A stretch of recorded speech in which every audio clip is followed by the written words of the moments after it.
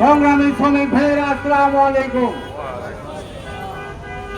আপনারা জানেন গত 12ই নভেম্বর ময়মনসিংহে আমাদের একটি চালক, যিনি আলম এশিয়া সার্ভিসের একজন চালক, দুলহাস ভাই, সে সারাদিন গাড়ি চালিয়ে রাত্রে ক্লান্ত শরীর নিয়ে যখন ঘুমিয়েছিল, ওই দুর্বৃত্ত সন্ত্রাসীরা গাড়িতে আগুন দিয়ে মর্মান্তিক ভাবে ওই ড্রাইভারকে হত্যা করে।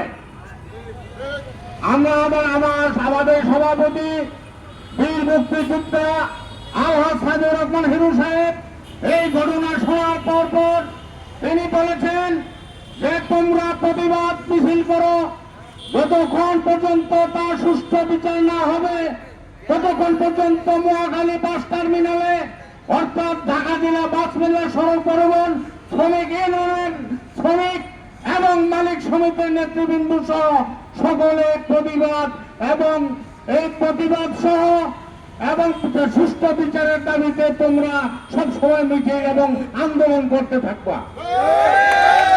আমি বলতে চাই, আপনারা আওয়ামী লীগ করেন, আপনারা বিএনপি করেন, আপনারা জামাতে ইসলাম করেন, আপনারা জাতীয় পার্টি করেন, আমাদের কোনো আপত্তি নাই। আমাদেরকে পুড়িয়ে মেরে আপনারা কি রাজনীতি করবেন?